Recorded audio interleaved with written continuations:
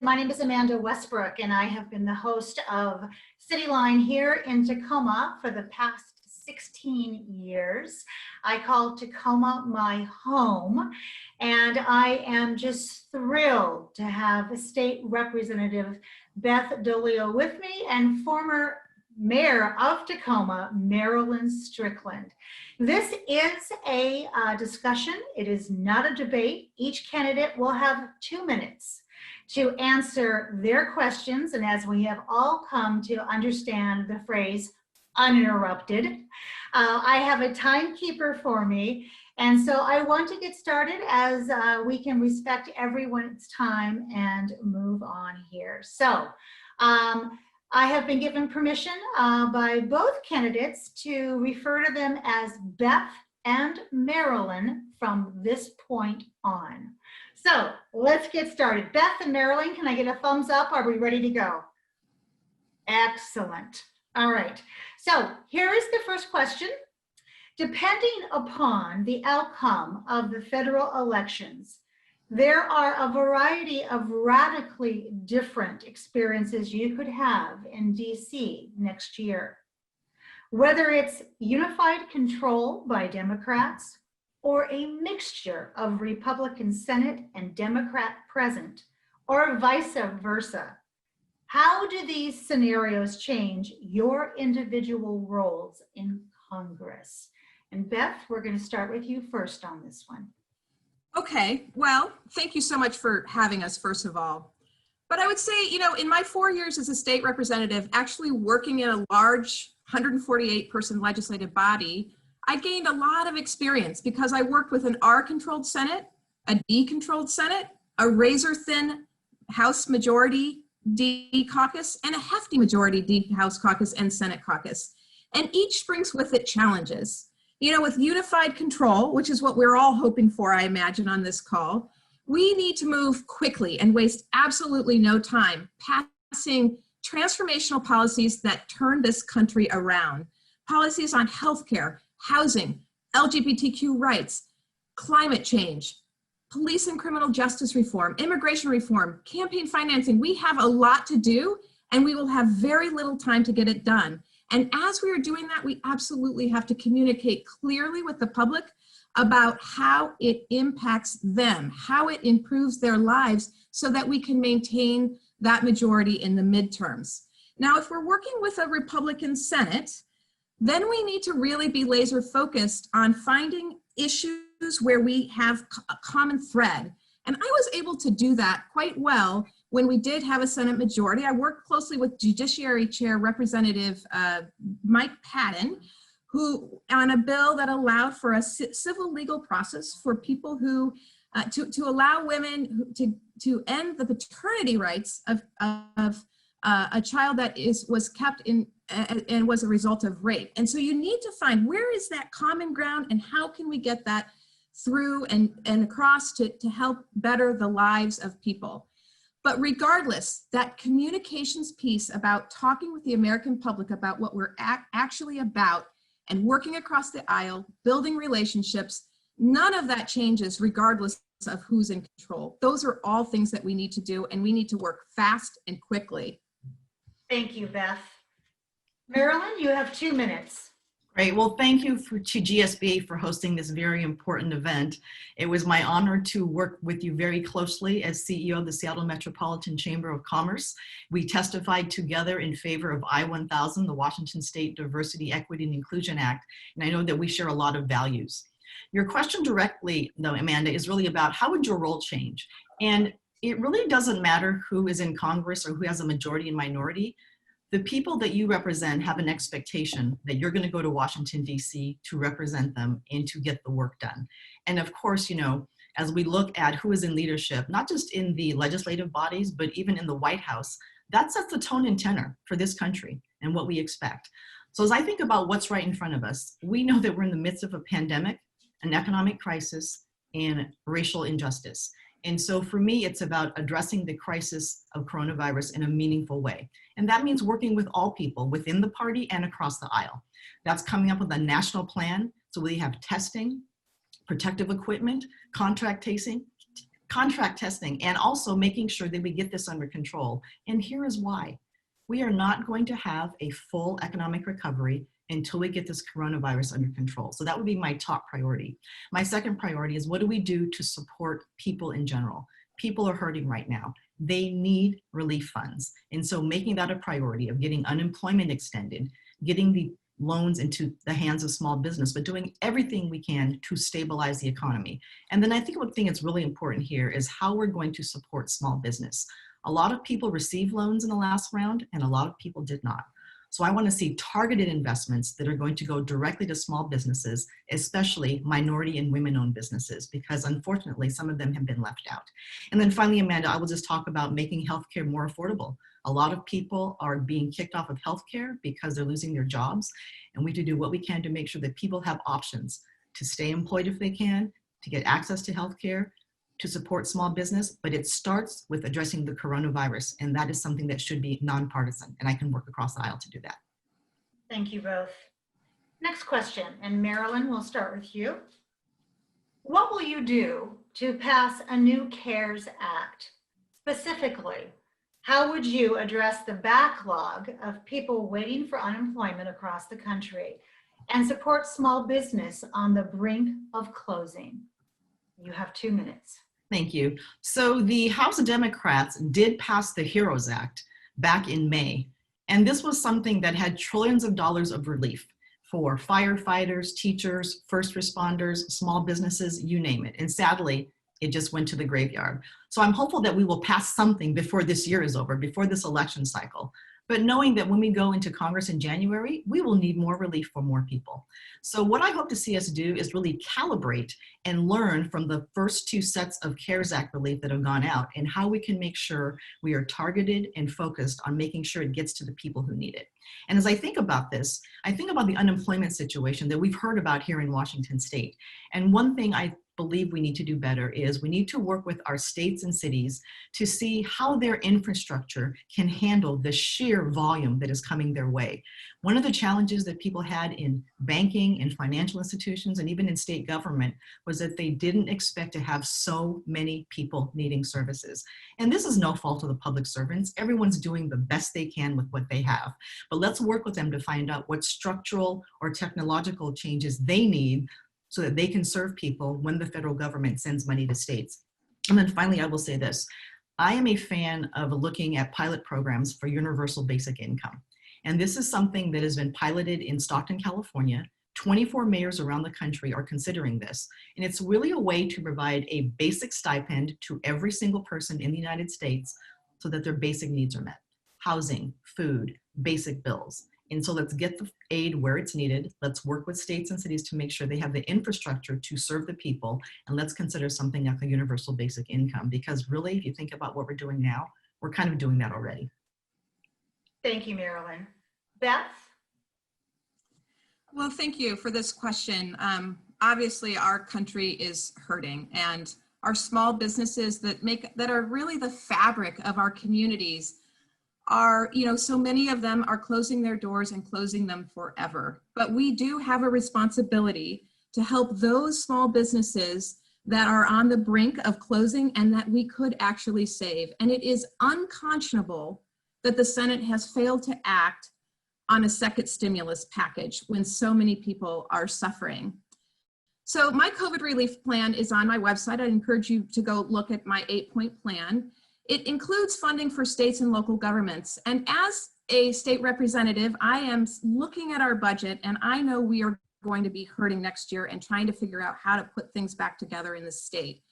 So first of all, we absolutely have to get our hands around the pandemic from a health perspective. We need more PPE, testing, contact tracing, and resources to do that, to make sure that we are getting control of that, because as Marilyn pointed out, we are not going to get our economy back on track until people feel comfortable going out and actually interacting with our economy, our restaurants, getting their hair cut, that kind of thing. But once that happens, I really think that the federal government needs to step up with a very significant recovery package that puts people back to work, that actually addresses some of our most pressing issues: building affordable housing, rebuilding our crumbling infrastructure, and improving our transportation network, building out our clean energy economy. We have all kinds of needs around transmission and new clean energy projects, and finally making sure that broadband is universally available to everyone. We have seen how the inequities of not having access to broadband, especially for our kids, but also our small businesses. We need to address that, and I think a recovery package is something that we really need to push for and make happen. Thank you, Beth. Next question for both of you. The eviction moratoria is set to expire on December 31st. As we know, Governor Inslee just extended it. The CDC has recommended and supported that extension. What are your thoughts and solutions on ending the moratoria or extending it past the new current deadline? And Beth, we'll start with you. Great. Very challenging. I hear from constituents all the time, whether they're landlords and their renters aren't paying and they're falling behind on their mortgage, or they can't afford their rent and they are nervous about being evicted. Absolutely, we must extend the eviction moratorium. The last thing we need right now is more people exacerbating our already housing crisis in this country. So I do support Governor Inslee's decision to extend the moratoria through the end of the year. And in fact, the National Low Income Housing Coalition has estimated a need for no less than $100 billion in emergency rental assistance. So I would say the Senate needs to get off their duffs and get a package passed that helps our landlords and our renters actually meet these obligations. So, you know, there's absolutely, you know, we have to do this. And that is part of what I will be going to Congress to really advocate for, making sure that we have the resources to help our communities, to help our states and local governments assist people in keeping their homes, paying their mortgages, paying their rents. Thank you, Beth. Marilyn?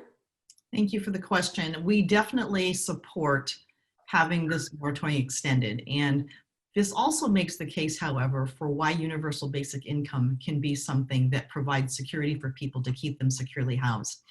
As I think about people who are tenants who may be on the verge of being evicted, we also have to remember that keeping people housed is the best way to address homelessness.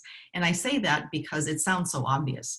The other thing that's important to note here as well is that there is an entire upstream with this. And I say that because there is a property owner who is a landlord who has renters. And this property owner typically will owe money to a bank to pay a mortgage. And so as we talk about this housing crisis, we have to go completely upstream. We want to protect the tenants. We want to have communication with landlords who are property owners, and also with our lending institutions who want their money.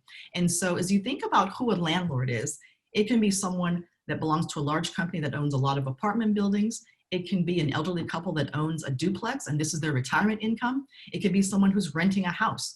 And so let's be aware of the fact that landlords come in many different iterations, but let's also be sensitive of how we protect tenants, how we go upstream and find out what the needs of the landlords are, because a bank or a lending institution wants them to pay their mortgage. And with that said, I think there's some things we can do long-term as well. I would like to see HUD provide vouchers for every single person or family that qualifies for them. Right now with HUD, you're on a waiting list to get a housing voucher, and we should just let people who qualify for them get access to them. And we know we have a housing shortage, especially low income and affordable housing. The federal government has an opportunity to invest in low income and affordable housing in a way they never have. And this is good for the entire market. And this means using tools like the low income housing tax credit that we could double or triple down on. It also means having us rethink what it means to be securely housed in the United States in the 21st century. Multi-generational housing can be a good thing for a family for financial security. Providing housing for senior citizens, because women are over the age of 70 now represent one of the fastest growing populations of homeless people. So it's a very big conversation, but let's look up the entire stream and make long-term decisions to keep people securely housed. Thank you, Marilyn. Next question for both of you, and Marilyn, we'll start with you and then go to Beth. With the massive changes in the federal judiciary, the LGBTQ community is very concerned about the rollback of our hard-won rights. What will you do to ensure equal protection under the law for LGBTQ Americans? Marilyn, you have 2 minutes. Thank you for that question, Amanda, in deep audible sigh, because one of the challenges with the Supreme Court is the rollback of civil rights that have been hard fought for so many people. And I think about marriage equality, for example, how we celebrated with joy when the Supreme Court said that was something that we as a nation are going to live up to. And it's a personal issue for me, because for my mother and father, my father who was African-American and my father who's Korean, there was a time in America when it was illegal for them to be married to each other. So this is a very personal issue for me. As far as making sure that we maintain the rights, this is why elections matter. And I think it's important for us to say, if something happens at the Supreme Court, then we in the states have to fight to make sure that people's rights are respected.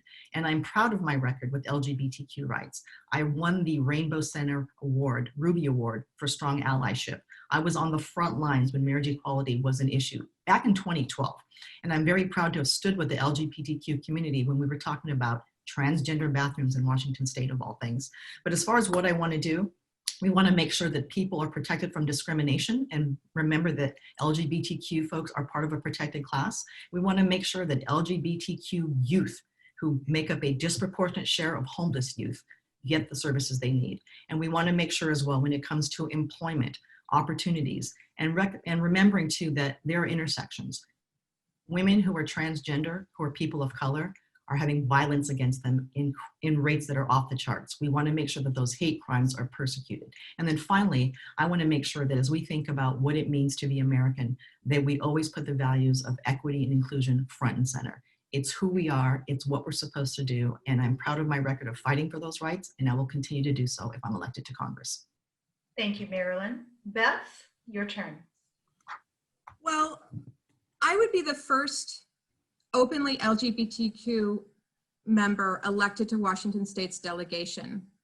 So having another strong LGBTQ voice identifying as bisexual, I would be the only member identifying as bisexual in Congress to speak for our rights, is an opportunity that Washingtonians have in front of them right now.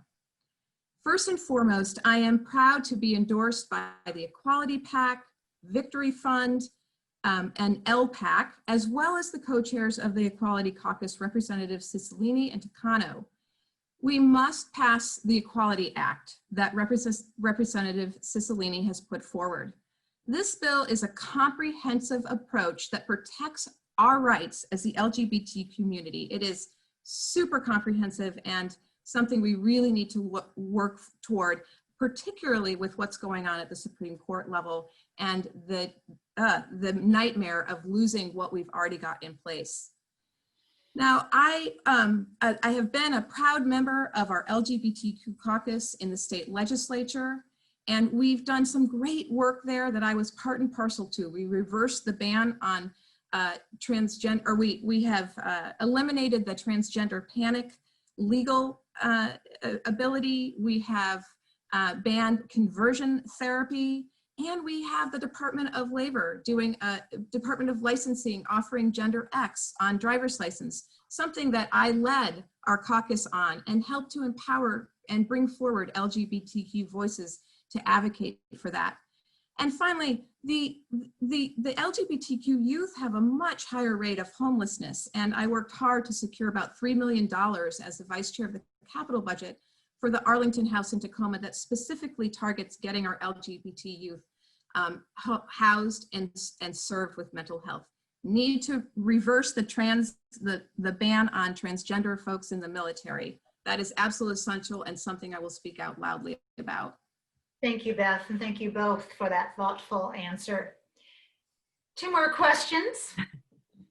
Should Democrats regain unified control of the federal government, what single big picture issue, whether civil rights, police reform, equal pay, societal inequity, immigration reform, or climate change, would you throw all of your effort into solving?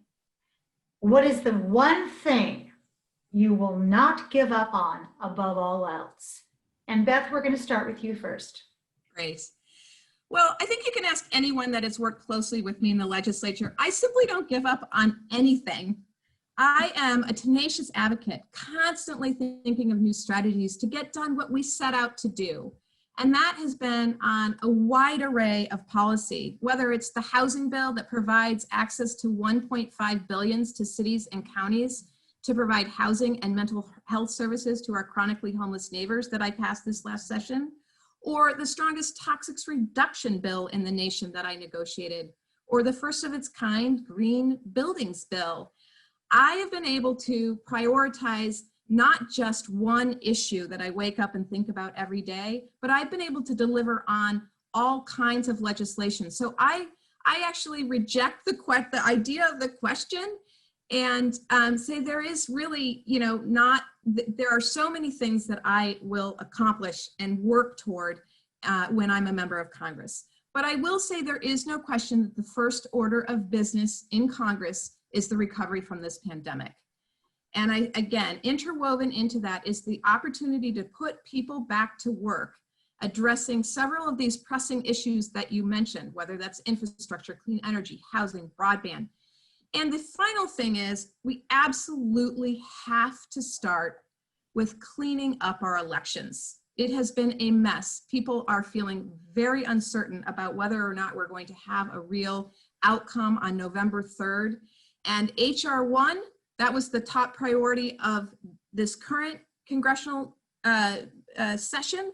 And I think that that is something we absolutely must bring forward and make sure that we're cleaning up our elections and our campaign financing and our voting rights. So I'm a strong proponent of HR 1 and making sure that we're addressing the pandemic. Thank you, Beth. Marilyn, you have 2 minutes. So Amanda, I'm going to frame this using a term that you didn't use, and I'm going to say my priority is going to be economic security. And for the past decade, I have been fighting for jobs, for small business, for opportunity, for fairness, and for economic security. And I say this because so much flows into what makes someone economically secure. It's having access to safe housing. It's having access to a job that pays well. It's having access to healthcare. It's having access to someone who is here in this country, but wanting a path to citizenship. It's addressing climate change because that actually is an economic empowerment issue. It's a public health issue. And so as we think about these things that are wrapped around what we want to do, I would say economic security because from it, there are so many dots you can connect. Criminal justice is an economic security issue. A woman's right to choose is an economic security issue. Marriage equality is an economic security issue. And as an organization like GSBA, what do you want? You want the businesses to be able to thrive because that provides the tax revenue that goes into government to provide basic services. We also know that we want businesses to thrive because it often provides economic opportunity for a lot of people who sometimes can't find a job or decide to go out on their own. And so for me, this is about economic security and the nexus between having a strong business community, support for our small businesses, and making sure that every person who calls this great country home has a chance to be secure, securely housed, and be part of this thing we call the American dream. Thank you, Marilyn. Last question for both of you, and Marilyn, we'll start with you. Beyond your votes in Congress, serving in this position includes a number of vital constituent service opportunities. What federal services are most needed by your constituents that you would like to deliver? Marilyn, you have 2 minutes. Great, that's a really good question, and thank you for that. I remember when I was talking about running for Congress for the first time, I was sitting in a parking lot talking with Susan Del Bene for an hour, and I asked her, I said, well, they're at a gridlock, they don't get stuff done. And she said, passing bills, clearly important lawmaking that you do in Congress, but you also provide a lot of other services that people may not think about. So when I think about the 10th Congressional District, which is diverse in every possible sense of the word, it's urban, it's rural, it's suburban. It has the largest military base on the West Coast, smack dab in the middle of it. And it has a very diverse population, which in many ways is a snapshot of the entire state of Washington. And with that said, when you are in a position of elected office, people call you to help solve a lot of problems. And often they're not even things you have jurisdiction over, but there are some things we do. Veteran services, incredibly important. When people have questions about healthcare, very important.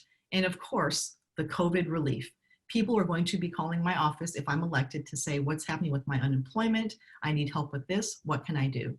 So I'd say COVID relief, small business help, Veterans Affairs, and really what I'm going to call a general bucket where even if I don't have the answer, I will have staff who will know exactly where to direct someone to get the help they need. In the example I use at City Hall is that I would get calls from people saying, my husband owes me alimony and I haven't received it yet. Can you help me get it? And I have to refer people back to agencies and organizations who could actually help that. So those 4 issues, but also what I call a generalist bucket where we are going to have relationships in many different places so that even if I can't help someone, I can direct them to someone who can, because people depend on you, even if you don't have jurisdiction over the problem that they need solved. Thank you for that. Beth, you have 2 minutes. Well, this is a great question. In my work history, I was a congressional aide, and so I was actually on the front lines of working with constituents who were in need of having federal agencies work better for them, whether that was the VA or the Social Security Administration, or working with insurance companies that weren't holding up their end of the deal, and retirement benefits. So, you know, the whole range of federal agencies, we will have a very strong team, like I've had in the state legislature, to really respond and help constituents access those agencies and get the services that they need in a timely basis. Now then, there's also work that we have to do with our tribal nations. This is an important part of any member of Congress, but we have 3 tribes in the 10th Congressional District and 29 in the whole state.